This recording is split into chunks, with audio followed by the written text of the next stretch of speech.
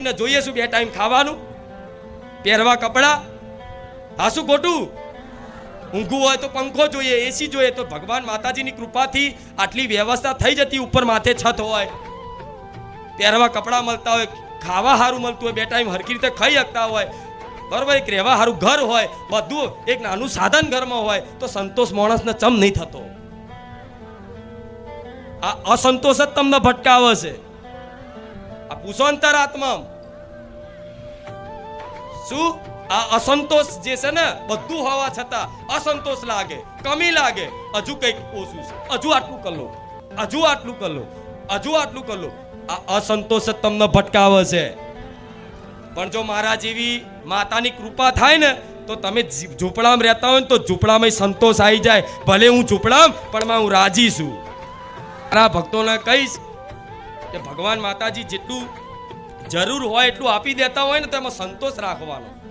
ક્યારે કામનાઓ વધારવાની. તમારે જો ગાડી નહીં તો બીજાની ગાડી જોઈ અને ઈર્ષા કરી અને એના જેવું થવામાં તમારી જિંદગી બરબાદ ના કરતા. આજ આખો સંસાર એકબીજાને દેખાદેખી મરી જાય છે, દેખાદેખી મરી જાય.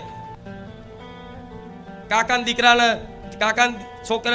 દીકરાના લગ્નમાં આટલો ખર્ચો કર્યો, તો હું મારા દીકરાના લગ્નમાં એનાથી 4 ગણો કરું. ભલે પછી દેવું થઈ જાય, ભલે જમીન વેચાઈ જાય, ભલે ચોકથી વ્યાજે લાવે, ભલે ચોકથી લોન લે, પણ વટ બતાવવા માણસ ગમે તે કરે. પછી લોન ભરાય નહીં, દેવું માથે થઈ જાય, માગવા વાળા લોહી પી જાય, એટલે કે હવે મારે દવા પીને મરી જવું છે. તો શું ખાવા દેવું કર્યું? કોણ કહેતું તું વટ બતાવવાનું? આ શું ખોટું?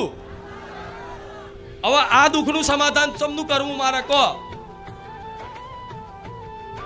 આખો સંસાર આમાં જીવે છે દેખાડા કરવામાં. એક ઘર હોય તો ના, મારા બંગલો જ બનાવવાનો.